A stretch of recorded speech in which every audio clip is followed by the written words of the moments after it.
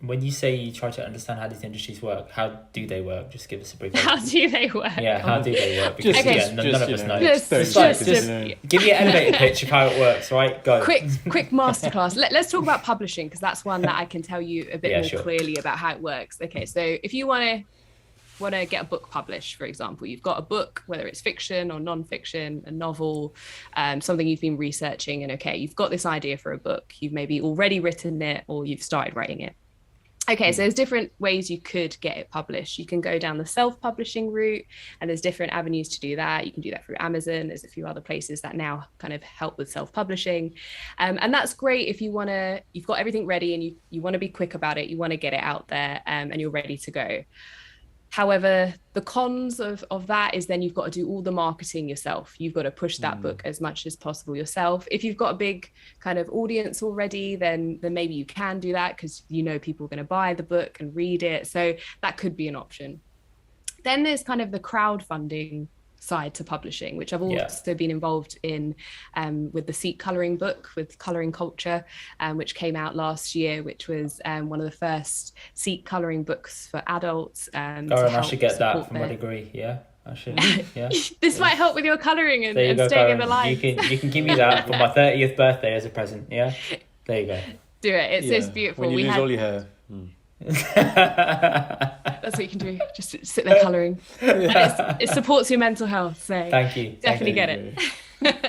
So that was actually a crowdfunded campaign to obviously get this book made and created. We had a number of different Sikh artists involved in creating that colouring book. Again, amazing talent in the arts sector for different illustrators and painters have put together this book.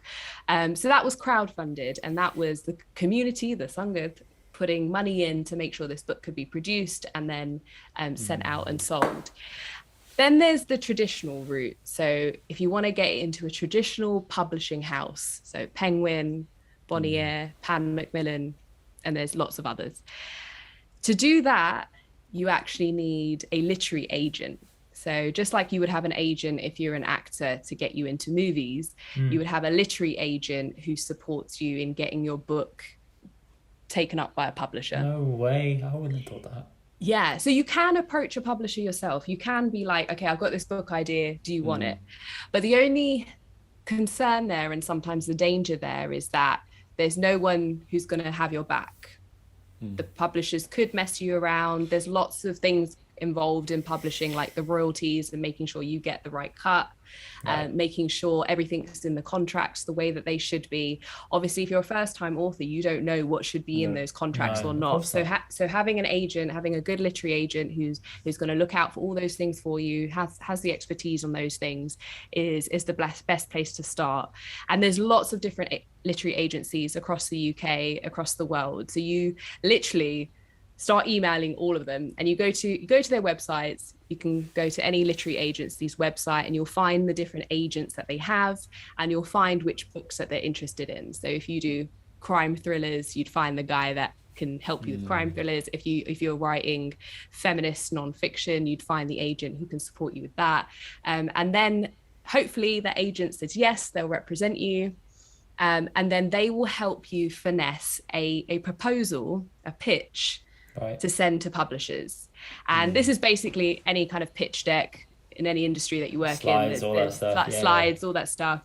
Basically conveying who you are, what is this book about, and why does it need to be released? Why does it need to exist? And why does it need to come out now? And you kind of put all that all together.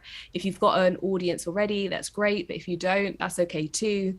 And you put that all together with your agent and you send that out to publishers, and you think about which publishers you're going to approach, because some of them may not be into that. So you've got into the theme that you're writing about or the book that you're writing about. So thinking about which publishers you want to approach, and then you send it out to them.